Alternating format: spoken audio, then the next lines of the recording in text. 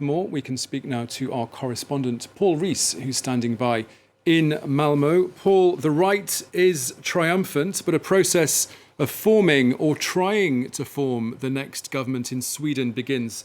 Just how problematic might that process be?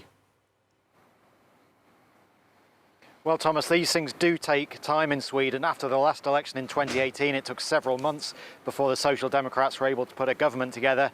And this time it's been complicated by the fact that the right-wing Sweden Democrats have been given influence in the opposition for the first time, and indeed have become the second biggest party in Sweden.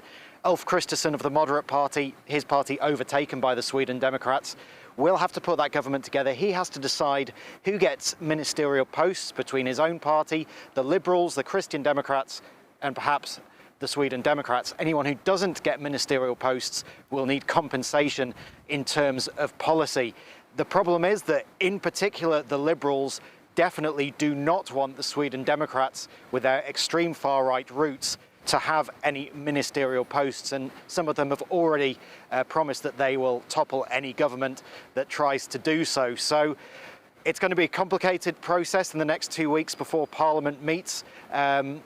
But the Sweden Democrats might be happy just to get plenty of influence, as they've not actually had any previous governmental experience before. Now, Paul, this is a nation which, of course, voted on Sunday with a whole range of different problems and issues that voters want dealing with. Yes, indeed. It's a real smorgasbord of issues. The cost of living crisis, healthcare, the welfare state.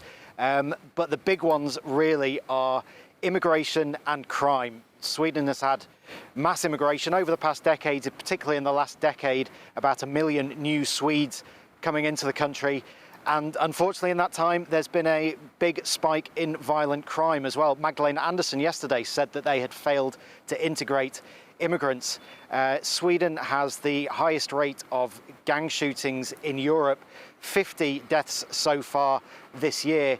And those fears about crime have been played on by the Sweden Democrats, and it looks like Sweden will have far tougher measures against crime and more restrictions on immigration than they ever have before. Paul Rees there in Malmö, thank you very much for being with us.